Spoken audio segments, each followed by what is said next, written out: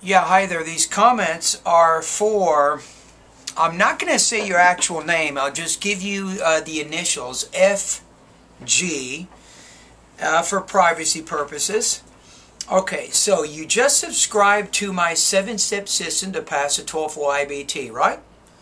And you just said here, in brief, you took the TOEFL iBT 18 times. You always get fair in the integrated writing.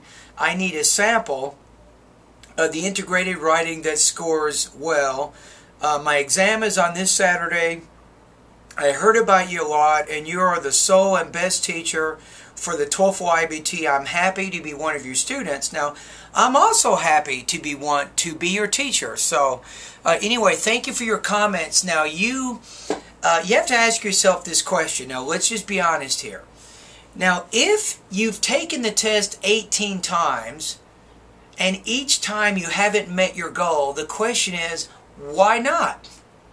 Why have you not met your goal? Because usually students, when they take the TOEFL iBT exam, after they finish the test, they get the results by email. The TOEFL sends them a score report, and then the TOEFL tells the student exactly what areas they need to work on to get better. Now, for some reason, something has happened between taking the test, getting the score report, and then not solving the language problems that you need to solve so that you can increase your TOEFL score. Am I right? Now remember that you've taken this test 18 times. This is a lot of money. You're investing a lot of money in this. I mean, 18 times $200 a test. I mean, that's between what, $2,000 and $4,000 or something? I mean, this is a lot of money here.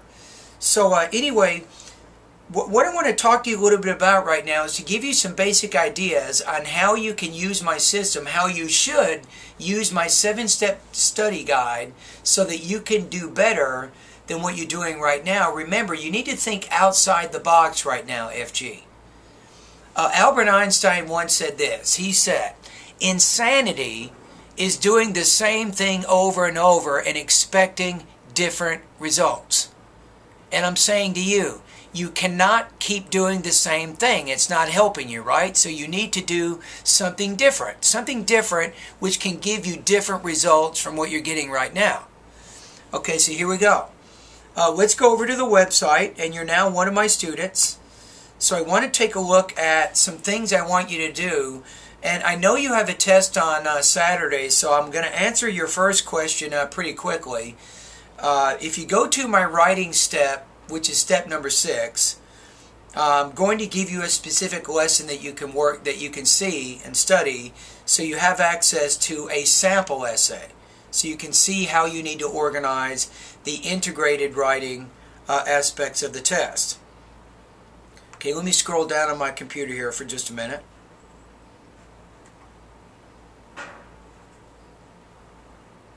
Okay, here's what you want.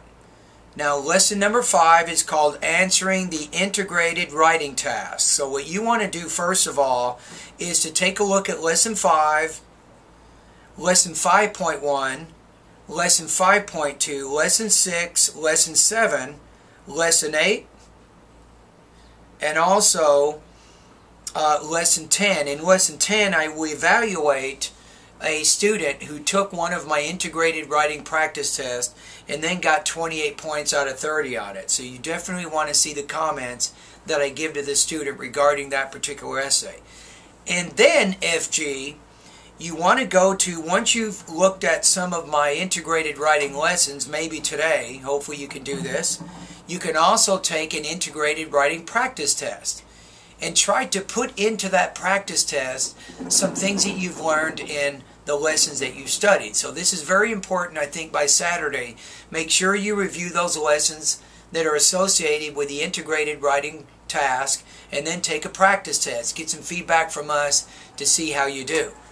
We'll tell you exactly how you scored. We'll even tell you which lessons you can focus on to get better. Alrighty, now let's go back to your email again. Now, to improve, it's not just working on your writing, but there are a number of other factors which will influence how you do on the writing section of the test.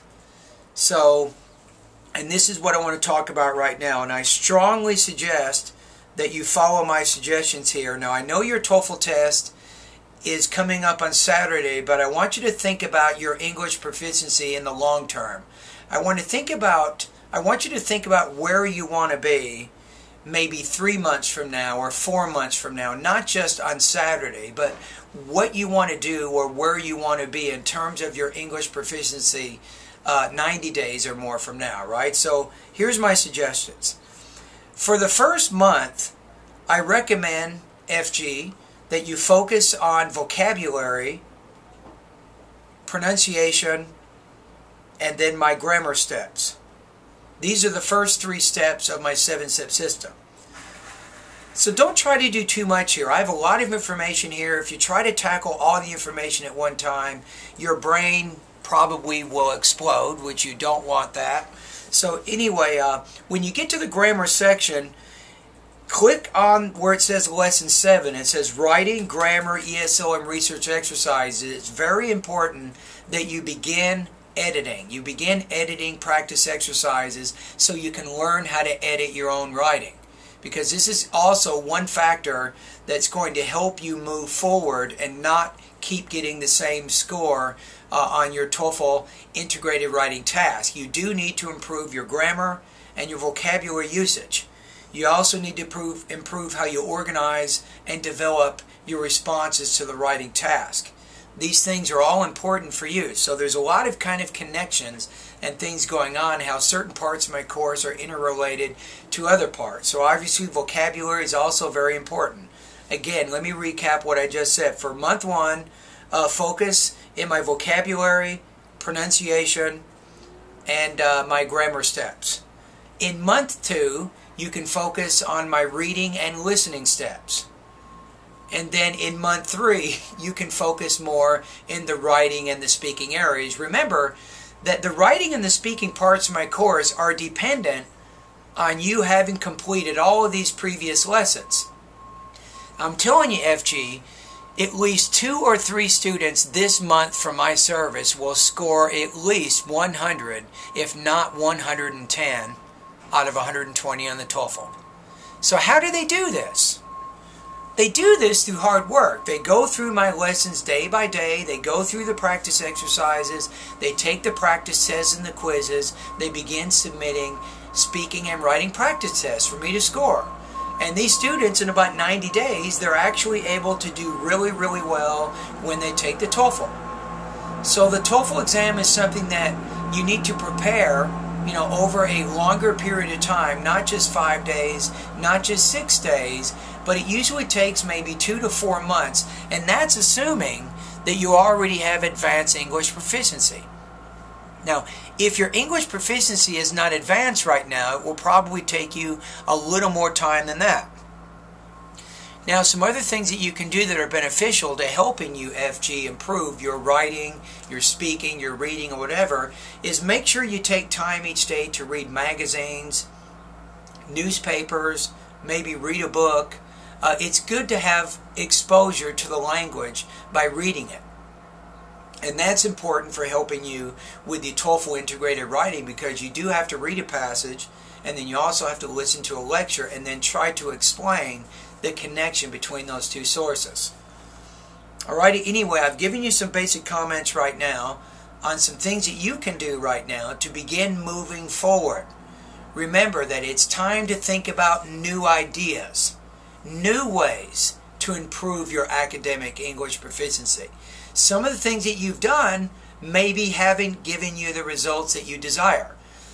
Now, think of this. The last thing I'm going to say to you right now, and I've probably been boring you too much here, but there's basically 3 things that you have to do if you want to learn a language at a very advanced level.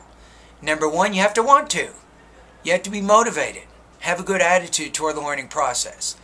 Number 2, you have to practice. Number 3, you need time. So you need to practice over an extended period of time. So the 3 things really are motivation, practice, and time. These 3 things. If you put these 3 ingredients together, you definitely can learn a new language, and you can learn it at a very, very advanced level, like what you're trying to do. All right, so thank you for becoming one of my students. I'm glad to have you. Remember that there will be times when you will be very frustrated. You'll feel like I'm working you too hard. But if you just keep doing things every day, you will continue to get better. There was a movie some time ago starring Tom Hanks called Castaway. And one of his co-workers, after he was rescued, after having been on the deserted island for 5 or 6 years, they asked him, they go, well, how did you cope being in that isolated circumstance, not having contact with human beings, not knowing if you would ever be rescued from anybody? And Tom Hanks' character said, every day I woke up in the morning, I would breathe. I would just take a breath, and then I would take another breath, and another breath, and another, and I would simply breathe all day long, and I knew if I kept breathing, I was still alive, and if I was still alive, I would have a chance at some point of being rescued. So even Tom Hanks' character in this really, really terrible situation, he was able to cope. So you have to figure out your coping strategies on how you psychologically can motivate yourself enough to score high in the TOEFL iBT. Let's face it here, the TOEFL is killing you. This is a big weight on your shoulders. You need to shake this thing. You need to pass this thing. You need to move on with your life to bigger and better things. Am I right? It's time to beat the TOEFL. This is your time. If you can't do it at this point, this is going to be an obstacle in front of you forever.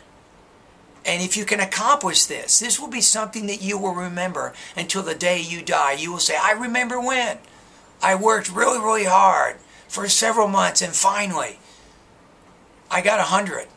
I got 25 or 26 points on the writing. I got 26 points on the speaking.